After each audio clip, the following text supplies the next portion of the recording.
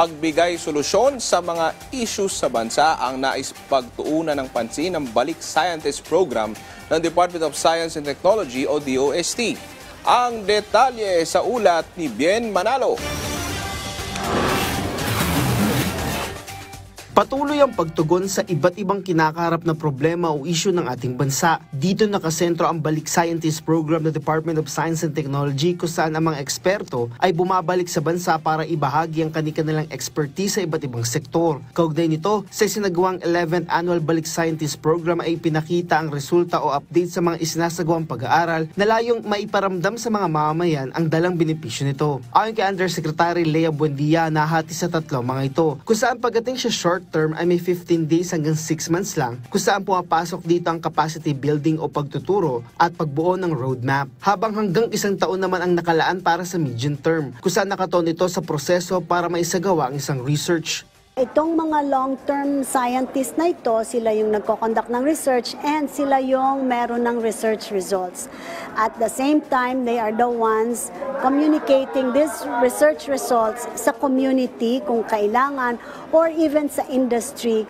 Anya, kanilang sinisiguro na nagawa ang layo ng bawat pag-aaral na ginagawa sa ilalim ng programa. Iba't ibang sektor na nakapaloob sa programa gaya na lang sa agrikultura, kalusugan, iba't ibang mga industriya at marami pang iba. Kabilang na dito ang pagbuo ng mga enterprise o negosyo na siyang nakapagbibigay ng trabaho sa mga Pilipino at nakakatulong sa ekonomiya ng bansa.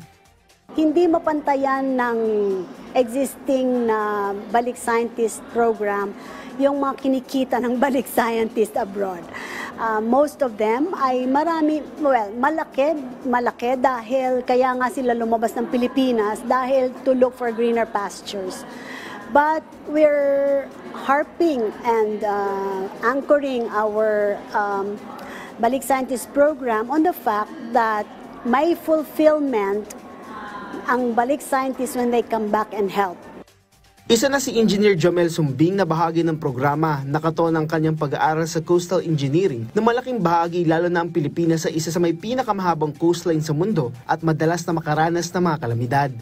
Na hindi always structures yung sagot. Meron din kasing structures that we have to put but we also need like natural solutions like mangroves like that.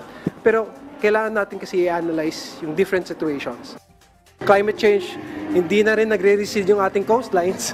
Umaakyat na lang yung tubig. So I think it's time to have these kinds of adjustment. Isa lang ito sa maraming sektor na tinutugunan ng programang Balik Scientist Program gamit ang masusing pag-aaral na makakatulong para maresolba ang iba't ibang hamon na kinakaharap ng bansa. Rod Lagusad para sa Pambansang TV sa Bagong Pilipinas.